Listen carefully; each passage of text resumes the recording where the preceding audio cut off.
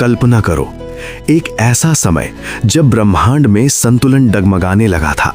देवताओं की शक्ति क्षीण हो चुकी थी, असुरों का प्रभाव बढ़ता जा रहा था और अमरत्व, जो कभी उनकी सबसे बड़ी ताकत था, उनसे दूर जा चुका था। आकाश में बेचैनी थी, धरती पर अनिश्चितता और तीनों लोकों में एक ही प्रश्न गूंज रहा था, क्या देवता फिर से शक्तिशाली बन पाएंगे? यही वो क्षण था जब एक विचार जन्म लेता है, क्षीर सागर को मथने का विचार। एक ऐसा प्रयास जो पहले कभी नहीं हुआ और शायद फिर कभी ना हो। पर यह कार्य अकेले संभव नहीं था। देवताओं को अपनी शत्रुओं असुरों के साथ हाथ मिलाना पड़ा। कल्पना करो, जिनसे युद्ध चलता आया हो युगों से, उन्हीं के साथ खड़े होकर अमृत पाने का संकल्प लेना। यही समुद्र मंथन की शुरुआत थी, सहयोग और प्रतिस्पर्धा का अद्भुत संगम।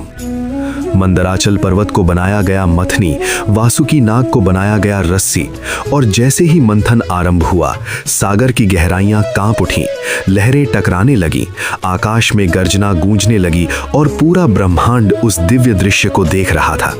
हर घुमाव के साथ उम्मीद बढ़ती जा रही थी कि अमृत निकलेगा, शक्ति लौटेगी, अमरत्व फिर से मिलेगा।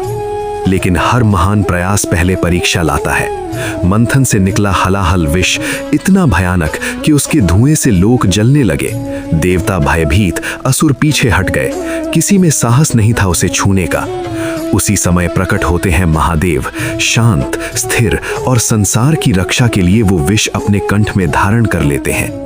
एक क्षण में विनाश रुक जाता है और उनका कंठ नील हो उठता है। वे नीलकंठ बन जाते हैं, त्याग और करुणा का प्रतीक। मंथन फिर जारी रहता है और अब सागर अपने खजाने खोलने लगता है। एक एक कर दिव्य रत्न प्रकट होते हैं, अपार धन, दिव्य सौंदर्य, अद्भुत शक्तियां, और फिर प्रकट होती हैं देवी लक्ष्मी, जिनके आगमन से समृद्धि की आभा फैल जाती है।